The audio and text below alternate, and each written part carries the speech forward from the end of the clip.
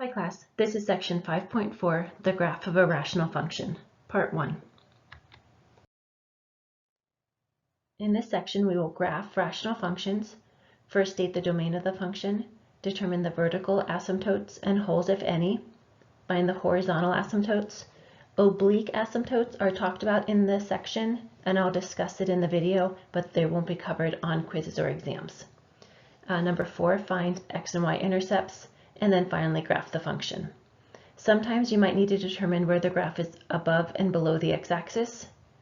And then if you're asked, determine the points where the function crosses or touches a horizontal or oblique asymptote. So to find the domain of the function, we'll need to factor the denominator. To find vertical asymptotes, factor the numerator and then reduce if possible. Horizontal asymptotes, this is based on the degree of the numerator and the denominator. Okay, so example 1. We want to graph our rational function 2x plus 4 divided by x minus 1. So start off with the domain. The denominator is in factored form, so by looking at it we can tell that x is not allowed to be the number 1. That would give us a 0 in the denominator. We can factor a 2 out of the numerator, then we'd be left with 2 times x plus 2. Nothing cancels, which tells us that the number that's been taken out of the domain will be a vertical asymptote. Vertical asymptotes are lines, so make sure you write x is equal to 1, indicating it's a vertical line. This graph does not have a hole, and that's because there was no cancellation once we factored our function. Okay, horizontal asymptotes, again, these are lines, so it'll be y is equal to something if there is a horizontal asymptote to the graph. Remember, this is where we compare the degrees. Both the numerator and the denominator are degree 1. So we look at the ratio of the leading coefficients.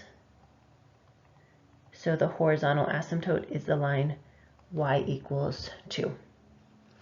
X-intercepts, so remember, to get the x-intercept, we always let y equal 0.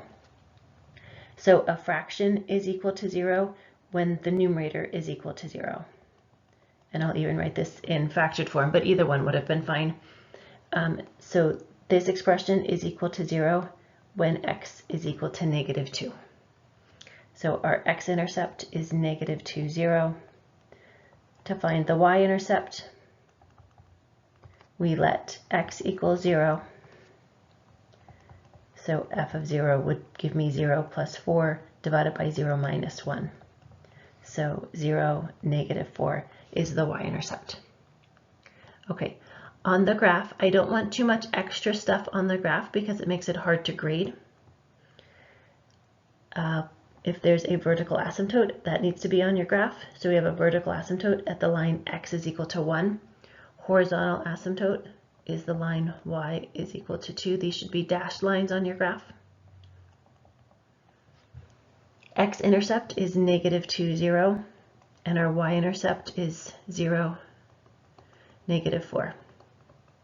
Okay, and that's it. Please don't put anything extra on the graph. Again, it makes it harder to read if you put in extra information that's not needed. Okay, so now we have enough information to graph the function. I'll start here on to the right of our vertical asymptote. So basically this vertical asymptote has divided our graph into 2 sections. Everything that's to the right of the asymptote and everything that's to the left of the asymptote. To the right of the asymptote, our function cannot cross the x-axis because the only x-intercept is over at negative 2. So our graph must look like that in the first quadrant. The vertical asymptote at 1 tells us that the graph has to go, the function values have to go towards infinity or negative infinity. Coming from negative infinity and going towards our horizontal asymptote is not possible because we're crossing the x-axis. And again, we're not allowed to do that because we don't have an x-intercept over here. Okay, so I'm going to erase that. Okay, so this was the only possibility up here in the first quadrant. Okay. So on the left-hand side of the vertical asymptote, again, we can't come from infinity because we have to get to our y-intercept of -4, right? So we would be crossing the x-axis and we can't do that. So we must be coming from the other direction. Okay, so we're coming from -infinity. We're going to go through the y-intercept, the x-intercept, and then continue on towards that horizontal asymptote. I'm just going to sketch it the other way. Okay. I'm going to extend the vertical asymptote here a bit. Okay, so again, that was the only option we had for our graph. Since we knew that we have this vertical asymptote, the function values either go up towards infinity or -infinity. And oftentimes, based on the y-intercept or the x-intercepts, you can figure out which of those infinities you need to go to. Okay, so we're going to go through that one more time. The domain is everything except for 1. Factor the numerator, see if anything cancels. Since nothing canceled, the number taken out of the domain is a vertical asymptote. The horizontal asymptote we get by checking the degree of the numerator and the degree of the denominator. If the degrees are the same, we look at the ratio of leading coefficients. So 2 over 1, which is 2. So y equals 2 is our horizontal asymptote. X-intercept, -2, 0. The y-intercept was 0, -4. And now we're ready to graph our function. Start with less on your graph. Okay, so this was done on Desmos, so the numbers come in automatically. I'm really just looking for, it's fine to have a tick mark at -1 and then your x-intercept at -2. This y-axis we happen to be counting by 3s, but it's fine to have 4 tick marks, okay, and then the y-intercept at -4. But please don't clutter your graph with more stuff than necessary because it does make it hard to grade. Okay, so we must be up here in the first quadrant, again, because we have to stay away from this x-axis because we do not have an x-intercept there. The only x-intercept is here at -2. So we go through the x-intercept, go through the y-intercept, and continue down to -infinity. Okay, and here's the graph on Desmos. Okay, example 2. G of x is x squared plus 2x minus 3 divided by x squared minus 2x minus 8. Let's start off with the domain. So this factors to x minus 4 times x plus 2. So the domain is all real numbers x such that x does not equal 4 and x does not equal -2. Next, we need to factor the numerator. This will factor to x plus 3 times x minus 1. I'm skipping the step where I make my large x and find the numbers that work, but if you prefer to do it that way, please do so, and then make sure you get the same factored form that I have. Okay, nothing cancels, so that tells us that both of these numbers that were taken out of the domain will be vertical asymptotes. So that means that there are no holes in our graph. Horizontal asymptote, again, we're comparing the degrees. The degrees are the same, so the horizontal asymptote is the ratio of the leading coefficients. In this case, 1 over 1, which is 1. So y equals 1 is the horizontal asymptote. Okay, x-intercepts. To get the x-intercepts, we need to let y equal 0. So 0 is equal to, and I'm going to write this in factored form, x plus 3 times x minus 1. We can actually ignore the denominator, x minus 4 over x plus 2. Okay, so I have a fraction on the right-hand side. So a fraction is equal to 0 when the numerator is equal to 0. And it's undefined when the denominator is equal to 0. Okay, so we can just, it's also the same equation you get if you cross multiply. Think of 0 as 0 over 1 and cross multiply. Okay, but again, we only care about the numerator, which is what I did in the earlier problem as well. Okay, again, it's already factored, so we'll get that x is equal to -2.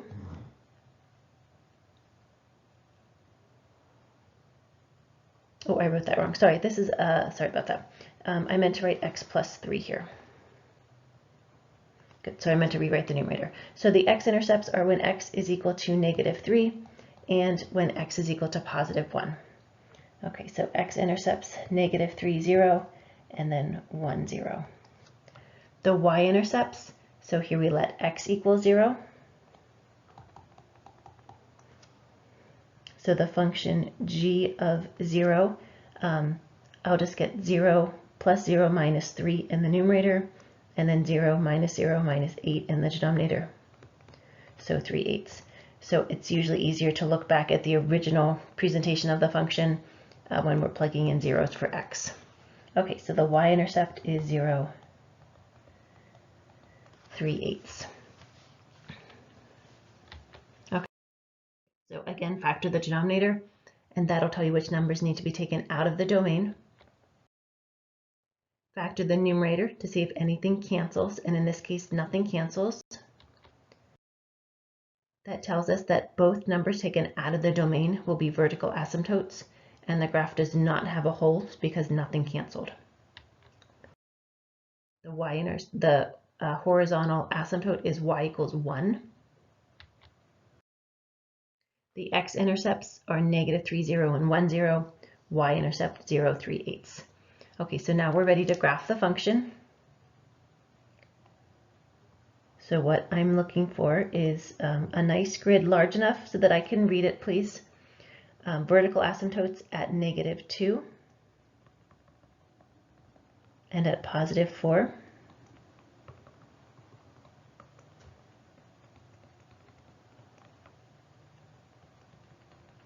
Our horizontal asymptote is at the line y equals 1.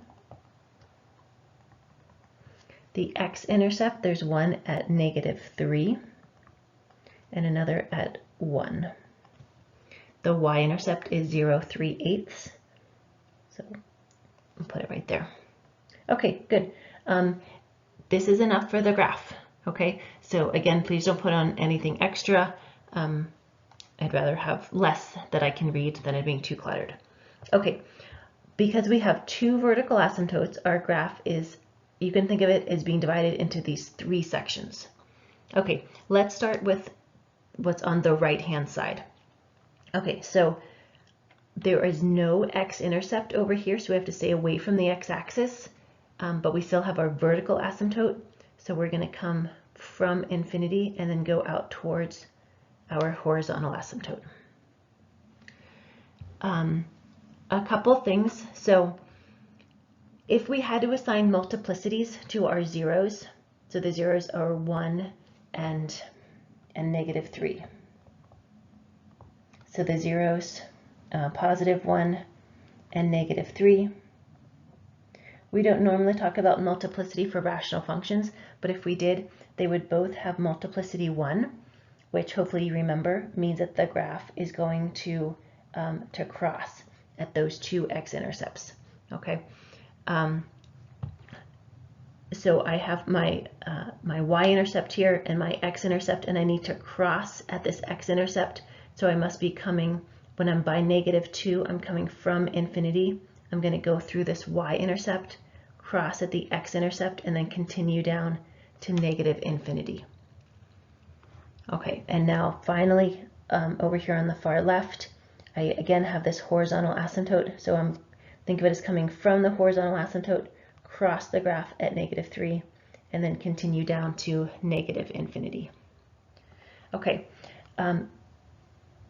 another thing to notice is that in the denominator, we had x minus 4 to the first power and also x plus 2 raised to the first power. So this is where we have our two vertical asymptotes. If they're raised to an odd power, so here they're both raised to the first power, that means that at your vertical asymptote, on either side of it, the function values need to be going in the opposite direction. So in this case, on the right-hand side of 4, we're going up towards infinity, and then on the left-hand side of 4, we're going down to -infinity. If instead one of these was quantity squared, then the function would go to, so then let's say this is x is equal to -2. If that was quantity squared, then you'd be going to the same infinity. So the graph would look something like that, at least near -2. Either both up to positive infinity, or they could both go down to negative infinity. But again, on either side of that vertical asymptote, the function values would be going towards the same infinity if it's quantity squared. So we'll see an example of that later. Okay, but that can help you graph. Many times for most of your functions, the denominators will just be raised to the first power. Okay, so again, that would tell you that, that the function values go to opposite infinities.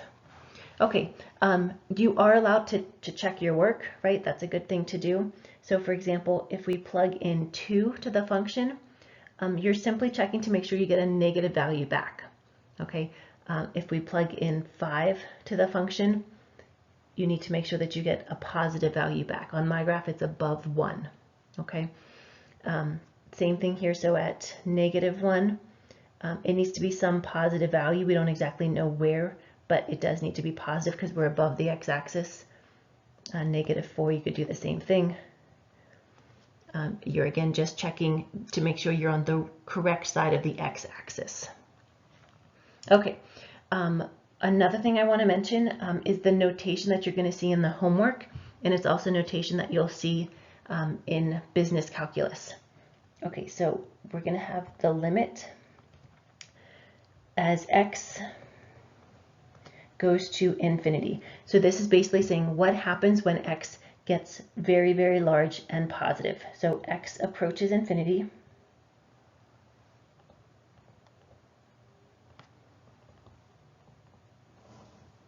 So just think of it as x increasing without bound, and we want to know what's happening with our function g of x.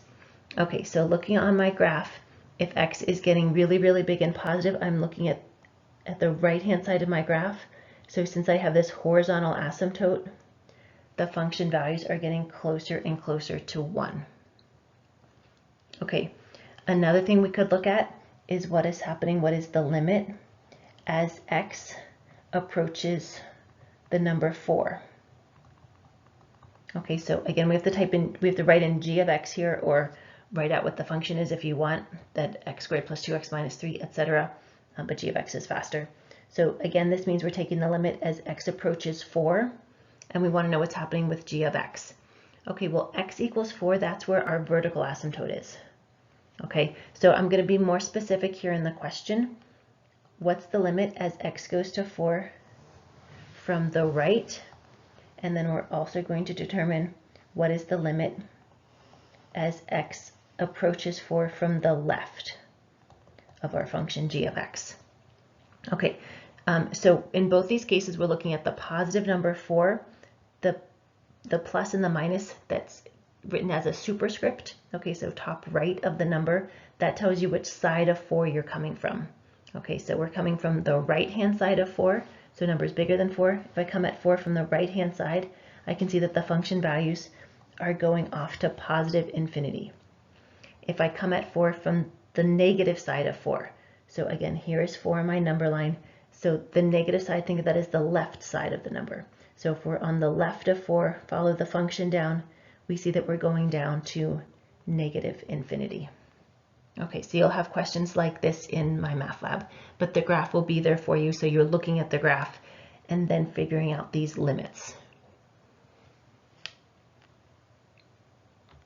Okay, so again, here is the graph with simply the asymptotes drawn in, both vertical and horizontal, and our intercepts. So then this was the only possibility for our function value, for the function. On the right-hand side, we need to stay up here in the first quadrant, so away from that x-axis, since we don't have any horizontal asymptotes, coming from infinity, going through the y-intercept, the x-intercept, continuing down to negative infinity, and then coming from our horizontal asymptote, crossing the graph at -3 and continuing down to negative infinity. Okay. We actually didn't know if perhaps the function in the right over here came from infinity, dipped below the horizontal asymptote, and then approached it from below. So that's a possibility. Also here on the far left, we could be coming from negative infinity across the x-axis at -3, go above the horizontal asymptote, and approach it from above. So those are technically possibilities. To see if that's actually happening in your graph, you would want to set the horizontal asymptote equal to the function. So our function in this case is g of x. Okay, so the horizontal asymptote is 1, and our function g of x is x squared plus 2x minus 3 divided by x squared minus 2x minus 8. Okay, so let's cross multiply. We'll get x squared minus 2x minus 8 is equal to x squared plus 2x minus 3. We can subtract x squared from both sides, and those guys will cancel. Let's add the 2x over. That way I have a positive leading coefficient. So right now I have -8 is equal to 4x minus 3. So add the 3 over, and we'll have -5 is equal to 4x, divide, and so we get x is equal to -5 over 4. Okay, so looking here at our graph, when x is equal to -5/4, we can see that's where the function does in fact cross our horizontal asymptote. However, that's the only place where that happens. So it's not happening over here on the left side of the graph, and it's not happening here on the right. Okay, so the only place that it was crossing was actually where we knew it had to cross, so between our vertical asymptote and the y-axis. Okay, so a graph is allowed to cross a horizontal asymptote, but it's the vertical asymptotes that you can't cross. Those we just approach and go off to infinity or negative infinity.